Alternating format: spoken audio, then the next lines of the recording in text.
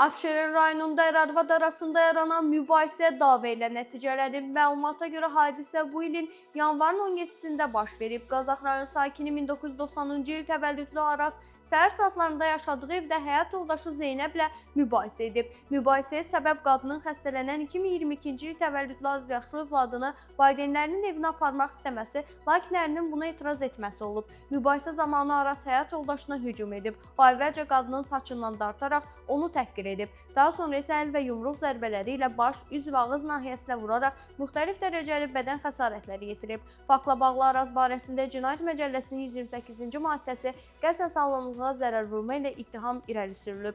İş Abşeron rayon məhkəməsində baxılıb. Məhkəmə zamanı tərəflər arasında barışıq əldə olunub və zərər çəkən şəxs şikayətini geri götürüb. Bu səbəbdən məhkəmə Cinayət Məcəlləsinin 73.2-ci maddəsinə əsasən Arazı cinayət məsuliyyətindən azad edib və iş üzrə icraata xitam verilib.